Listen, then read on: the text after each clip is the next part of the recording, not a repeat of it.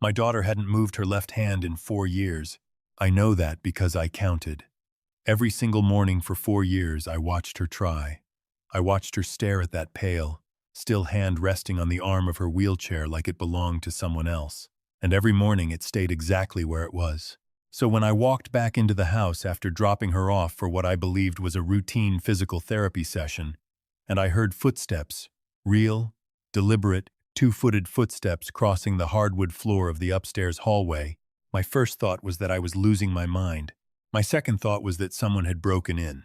It wasn't until I looked up the staircase that I understood neither of those things was true. My daughter Claire was standing at the top of the stairs, both hands gripping the railing, both feet planted on the floor, her knuckles white, her face soaked in sweat, and her eyes were wide open and locked on mine with an expression I hadn't seen in 4 years. Terror. Before I continue, friends, hit that like button and let me know in the comments where you're watching from today.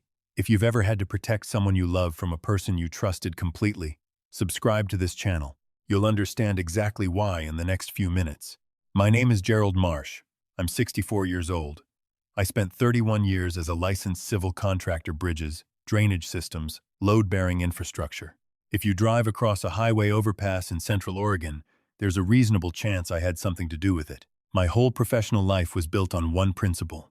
The structure has to hold. You don't guess. You measure. You verify. You build things that last.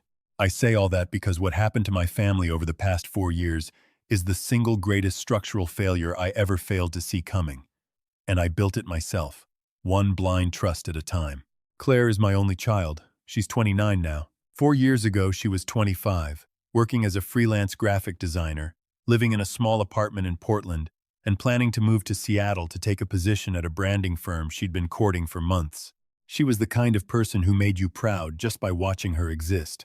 Quiet determination, dark humor, stubborn about the right things. Then came the diagnosis. It started with fatigue that her regular doctor dismissed as stress. Then came the muscle weakness, first in her left side, then spreading. By the time a neurologist got involved, Claire had lost meaningful motor function in her left hand and arm, and was experiencing what the specialist described as progressive neurological deterioration, consistent with a rare autoimmune condition. Not fatal, the doctor said, but degenerative, likely permanent. Her mother, my ex-wife Sandra, had stayed close to Claire despite our divorce 8 years earlier. The moment Claire's diagnosis came through, Sandra stepped in completely. She moved Claire out of the Portland apartment, back to the family home in Bend, my home, the house Sandra had received in the settlement, and assumed total control of her care. I was the provider. Sandra was the caregiver. That was the arrangement. I told myself it made sense. Sandra was on site. I was 3 hours away in Eugene, where I still ran a small consulting practice. I paid. She managed. I visited every other weekend and told myself that was enough. It wasn't enough, but I didn't know that yet.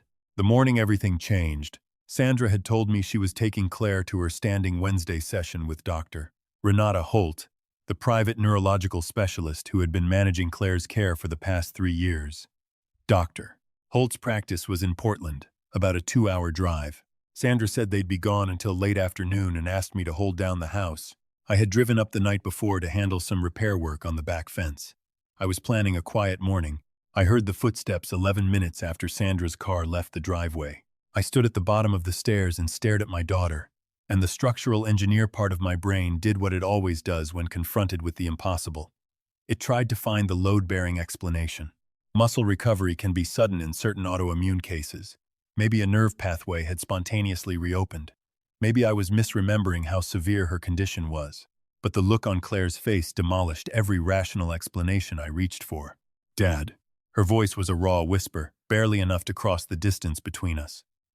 She didn't take me to therapy. I took an Uber back. Dad, you have to listen to me. I moved toward the stairs. Claire, you need to sit down before you fall. Let me come up to you. No. She tightened her grip on the railing. I need you to listen standing up because we are leaving this house in the next 10 minutes. She's coming back early. She changed the appointment to this morning, and she's going to be back by noon. I climbed 3 steps and reached up to steady her. Her left arm, the one that supposedly couldn't move, came off the railing and gripped my forearm. Hard. How long? I asked. The question came out barely above a whisper. She looked at me. 14 months, Dad. My hand came back 14 months ago. The number went into my chest like a bolt through concrete. Friends, I need you to understand what 14 months means. It means my daughter had been sitting in that wheelchair, in that house, for over a year after she had recovered meaningful function in her affected arm, and she had not told me. Not because she didn't want to, but because something had made it impossible for her to speak. I got her down the stairs and onto the living room couch. She was trembling from the physical effort of standing, her muscles screaming from the sudden demand placed on them. While she caught her breath, I went to the kitchen, and that is when my phone buzzed on the counter. It was an automated notification from the joint bank account I had set up 4 years ago, specifically to cover Claire's medical costs. Sandra had access to that account as Claire's designated caregiver. The notification told me that a wire transfer of $11,000 had cleared 37 minutes ago, initiated by Sandra, to a payee listed as RH Medical Consulting. My hands went still against the counter.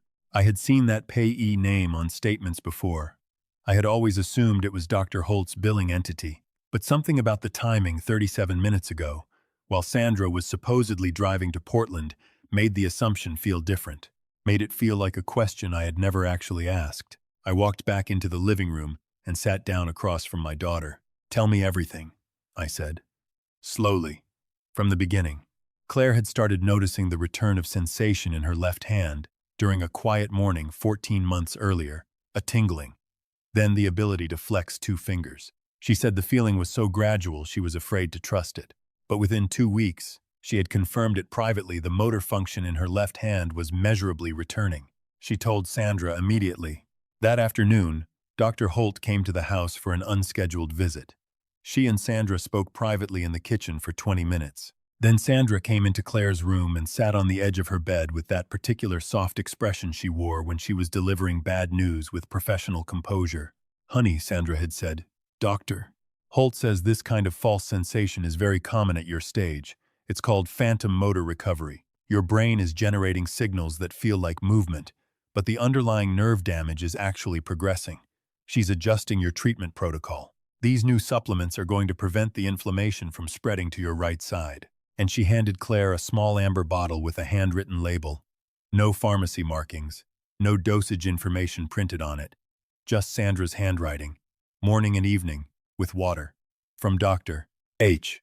3 days after starting the supplements, Claire's returning hand strength vanished completely. "I thought she was right," Claire told me, her voice flat and exhausted. "I thought I had imagined it, but then it came back again, about 6 weeks later. Stronger this time. I could make a fist, Dad. A real fist. I did it at 2 in the morning when I knew she was asleep. I cried for an hour. She had tried to call me. Sandra had quietly managed Claire's phone plan as part of the caregiving arrangement, and Claire's call logs, she'd recently discovered, showed 17 outgoing calls to my number over the past 14 months that Sandra had somehow rerouted. Every call went to a voicemail I never received notification for. And every time the recovery began showing itself, the supplements were adjusted, and it retreated. "Last night I didn't take them," Claire said. "I've been hiding them for 3 days.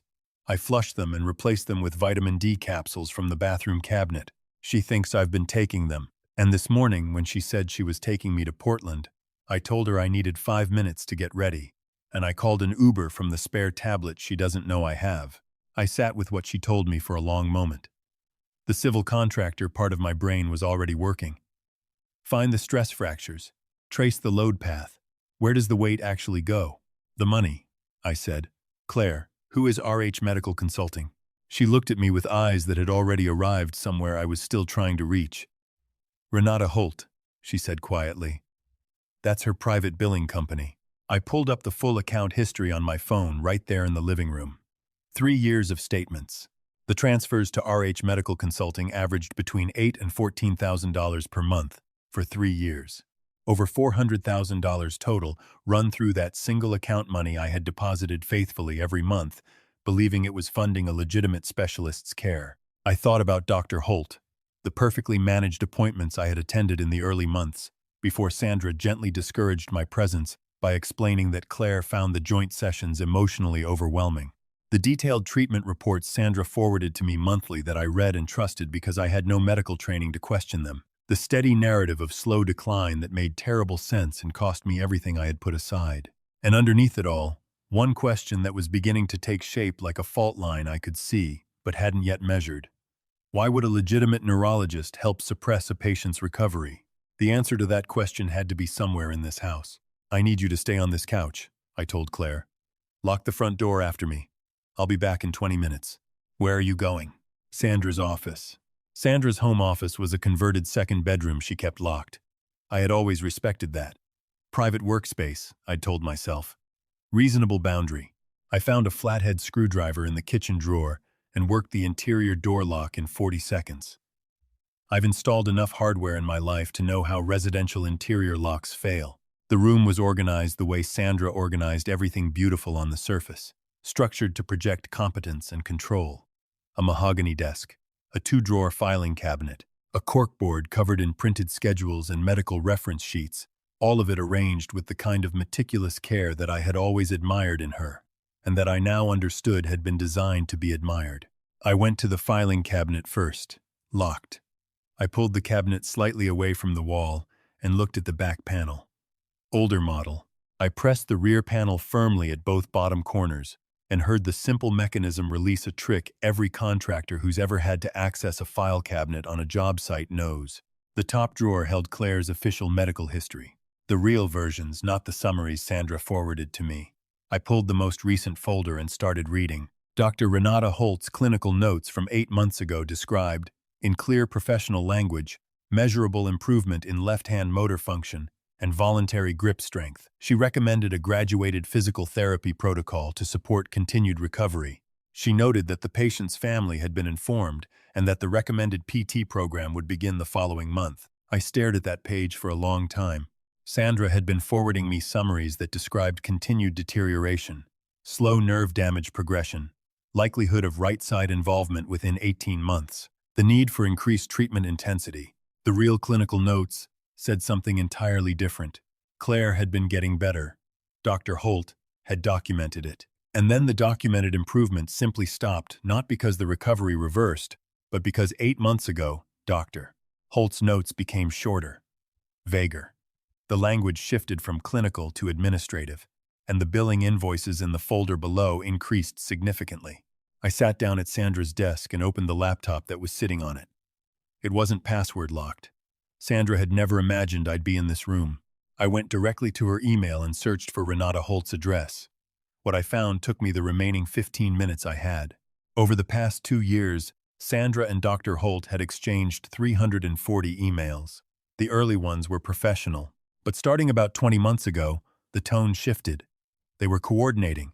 The language was careful coded, almost, but the meaning accumulated clearly enough over dozens of exchanges. Dr. Holt was adjusting her official clinical notes to align with Sandra's narrative. Sandra was directing the treatment framing, and the billing had been split between the legitimate account I monitored and a second account at a different institution, routing additional payments through a separate entity called Cascade Wellness Partners. I searched Cascade Wellness Partners, Oregon Business Registry, registered owner, Sandra Louise Marsh and Renata M. Holt, jointly, registered 19 months ago. Friends, I want to tell you exactly what I felt in that moment, because I think you deserve the honest version. I didn't feel rage, not yet. What I felt was the particular, devastating calm that comes when a professional who has spent his life assessing structures finally understands the nature of the failure he's standing inside. I had been paying for my daughter's medical care. I had been funding the suppression of her recovery, and the woman I had once trusted enough to marry, and trusted again enough to hand guardianship of my child to, had been splitting the proceeds with her doctor. I photographed every document in that filing cabinet with my phone. I copied the key emails to a personal cloud account. I took the original clinical notes folder under my arm. I was back in the living room with Claire in 18 minutes. She looked at my face and understood immediately. She didn't ask questions. She just said, "How bad?" "We're leaving," I told her. "Right now. Can you walk to my truck?" She stood up from the couch slowly, steadying herself against the armrest. Then she took a step, then another. Her gait was uneven and effortful, 4 years of near disuse showing in every movement, But she walked across that living room floor under her own power, and I had to turn away for a second so she wouldn't see my face. We drove to a residence inn 40 minutes from Bend. I paid cash for 2 nights and checked us in under my business partner's name, an old habit from years of contracting work in awkward jurisdictions. Once we were in the room, I called the one person I trusted to know what to do next. My brother-in-law, David Park, had spent 22 years as a forensic accountant before moving into private legal consulting. He was the kind of man who could read a financial document the way I read a blueprint, instantly, completely, with no room for misinterpretation. I explained everything in 20 minutes. He was quiet for the length of time it took him to understand the full picture. Then he said, "Gerald, this is elder and dependent adult financial abuse combined with medical fraud. You need law enforcement and a family law attorney simultaneously. Don't approach Sandra directly. Give me 6 hours." I sat with Claire in that hotel room while David worked. She slept for the first 3 hours real sleep, the heavy unconscious kind that her body had been denied for longer than either of us knew. I sat in the chair by the window and went through the photographed documents a second time, more slowly. That's when I found the thing I had missed in the rush. Buried in the second filing cabinet drawer, behind a folder of household insurance documents, was a thin manila envelope. Inside was a single-page document, a notarized amendment to the medical power of attorney that Sandra had helped Claire establish at the beginning of her diagnosis. The original document gave Sandra authority over Claire's medical decisions in the event that Claire was deemed cognitively incapacitated. The amendment, dated 16 months ago, expanded that authority. It gave Sandra the right to make financial decisions on Claire's behalf in the event of continued neurological decline, specifically including the right to manage, transfer, and liquidate assets held in Claire's name, contingent on a written certification of incapacity from Claire's treating physician. Dr. Renata Holt's signature was at the bottom of the amendment as the certifying physician. Claire's trust fund, a substantial inheritance from my father that I had placed in her name when she turned 25, 3 months before the diagnosis, was just over $600,000. Under the terms of the amended power of attorney, Sandra could access every dollar of it the moment she produced Dr. Holt's written certification of Claire's incapacity. I sat there in that hotel room chair and looked at my sleeping daughter, and I understood the full architecture of what had been built around us. The diagnosis had not been falsified. Claire's original condition had been real, but real was never enough for what Sandra wanted. So the recovery had been chemically managed, the clinical record had been carefully shaped, and the legal framework had been quietly expanded to make Claire's $600,000 accessible the moment Sandra decided she was ready to move. David called me at 10 o'clock that night. He had spoken to a contact at the Oregon Department of Justice and to a family attorney he trusted completely. By the following morning, a financial hold had been placed on Claire's trust account pending fraud investigation, and a formal complaint had been filed with the Oregon Medical Board regarding Dr. Holt. Sandra came home to an empty house Wednesday evening. She called my cell 3 times. I didn't answer. She texted Claire's number, and Claire read the messages quietly, her face showing nothing. The 4th time Sandra called, I answered. "Gerald, I need you to tell me where Claire is right now," she said. Her voice was doing the thing it had always done when she wanted compliance, calm, measured, with just enough worry layered underneath to make refusal feel unreasonable. "She's safe," I said. "Gerald, you don't understand her medical situation. She cannot be moved without proper support. If she has any kind of episode without access to her protocol, Sandra." I said her name the way I say a number that doesn't add up. Flat. Final. I've read Dr. Holt's actual clinical notes, the ones from 8 months ago that recommend a graduated PT program for her recovering left-hand function. The line went quiet for 4 full seconds. "I don't know what you think you found," she said, "but Claire's condition is complex, and there are aspects of her treatment that require—" "I found the Cascade Wellness Partners registration," I said. "I found the amended power of attorney. I found $400,000 in payments to a company you co-own with her doctor, and I have Claire's trust account on hold as of this morning." I paused. "We're done talking, Sandra. The next conversation happens with attorneys present." The silence that followed was different from the first one. It had a different weight to it, the weight of something that has been very carefully held in place for a long time, suddenly having nothing left to push against. She hung up. 2 weeks later, I sat in the front row of a conference room at the Oregon Department of Justice with David, Claire, and our attorney. Sandra and Dr. Holt sat across a long table with their separate legal teams. The evidence had been fully organized by that point: the financial records, the email correspondence, the divergent clinical notes, the corporate registration, the amended power of attorney. Sandra's attorney attempted, in the opening minutes, to frame the situation as a medical dispute rooted in differing interpretations of Claire's clinical data. It was a reasonable-sounding argument. It lasted about 4 minutes. Then Claire spoke. "Friends, I want to tell you about that moment because it's the moment I will carry with me for the rest of my life." My daughter sat at that table in a chair rather than a wheelchair. She had been in physical therapy for 11 days. Her gait was still uneven. Her left hand still fatigued quickly, but she sat upright, and she placed both hands flat on the table in front of her, and she spoke for 14 minutes without notes. She described the return of feeling in her left hand, the conversation with Sandra, the supplements, the way the recovery disappeared and returned depending on whether she took what Sandra gave her, the 17 calls she had made to my number that never reached me. The morning she flushed the supplements and called an Uber and stood at the top of a staircase waiting for her father to come home. She spoke without anger and without performance. She spoke the way a person speaks when they have been silent for a long time and have finally stopped being afraid. When she finished, the room was quiet. Sandra's attorney asked for a recess. When they came back 20 minutes later, the framework for a full cooperation agreement was on the table. Sandra received a felony charge of financial elder and dependent adult abuse and fraud. Dr. Holt surrendered her medical license and faced civil liability that effectively ended her practice. The full trust account was preserved. Every dollar recovered.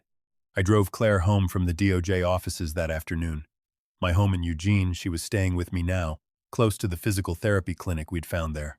She sat in the passenger seat with her left hand resting in her lap, and about 20 miles out of the city she lifted that hand and placed it over mine on the gear shift. Neither of us said anything for a long time. "I want to go back to Seattle," she said eventually. "The branding firm. I emailed them last week. They said the position is still open." I kept my eyes on the road. Oregon stretched out in front of us, wide and clear, the kind of sky you can only get at elevation. "When do they need an answer?" "I told them 60 days, she said.